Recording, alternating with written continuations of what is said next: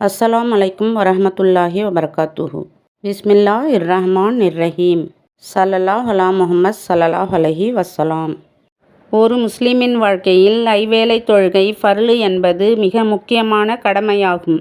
இது இறைவனின் தொடர்பை உறுதிப்படுத்துவதோடு பாவங்களையும் மன்னிக்கிறது, மன அமைதியும் தருகிறது, ஒழுக்கமான வாழ்க்கையும் உருவாக்குகிறது. 1. ஃபஜர் தொழுகை விடியற்காலையில் தொழுதால் அன்றைய நாள் முழுவதும் அல்லாஹ்வின் பாதுகாப்பு பெற்றுத்தரும். 2. லுஹர் மதிய தொழுகை தொழுதால் வேலை நேரத்தின் நடுவே இறைவனை நினைத்து அவனது உதவியை நாட உதவுகிறது. 3. அசர் மாலை நேர தொழுகை மதிய ஓய்வுக்கு பின் வாழ்க்கையின் உண்மையான நோக்கத்தை சிந்திக்க வைக்கிறது.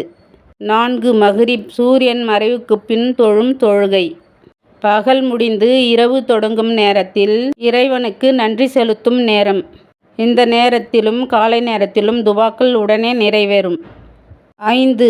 இஷா இரவு நேரத் தொழுகை உறங்குவதற்கு முன் இறைவனை நினைத்து பாவ மன்னிப்பு கேட்டு நிம்மதியான உறக்கத்தை பெற உதவுகிறது. இரவில் இஷா தொழுதால் மன நிம்மதி ஏற்படும். இஸ்லாத்தில் துவா என்பது வணக்கங்களின் மூளையாகவும் விதியை மாற்றக்கூடிய மாபெரும் ஆயுதமாக கருதப்படுகிறது. இது மனிதனுக்கும் இறைவனுக்கும் இடையிலான நேரடி தொடர்பை ஏற்படுத்துகிறது. துவா கேட்காதவர் மீது அல்லாஹ் கோபம் கொள்கிறான். அவனிடம் எவ்வளவு கேட்கிறோமோ அவ்வளவு அருள் புரிகிறான். மனிதனுக்கு வர இருக்கும் சோதனைகள் துன்பங்கள் தடுத்து நிறுத்தும் ஆற்றல் துவாவிற்கு உள்ளது. சஜ்தாவில் துவா கேட்பது மிகவும் சிறந்தது. பாவ மன்னிப்பு துவாக்கள் அதிகமாக சஜ்தாவில் கேட்டு வரலாம்.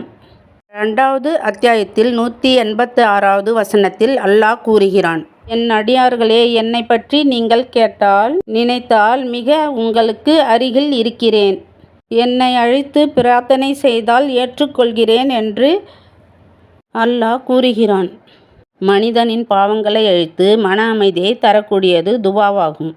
ஒருவர் கேட்கும் துவா உடனே நிறைவேற்றப்படலாம் அல்லது அதைவிட சிறந்த நன்மையாக மறுமையில் வழங்கப்படலாம் அல்லது வரவிருக்கும் ஆபத்துகள் துவாவின் மூலம் தடுக்கப்படலாம். ஆகவே நாம் அனைவரும் அதிகமாக அல்லாஹ்விடம் துவா கேட்பதே மிகவும் சிறந்ததாகும்.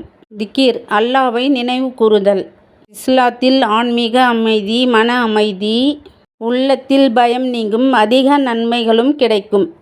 திருக்குர்ஆனில் 13வது அத்தியாயத்தில் 28வது வசனத்தில் அல்லாஹ்வின் நினைவால்தான் இதயங்கள் அமைதி பெறுகின்றன என்று அந்த வசனம் கூறுகிறது.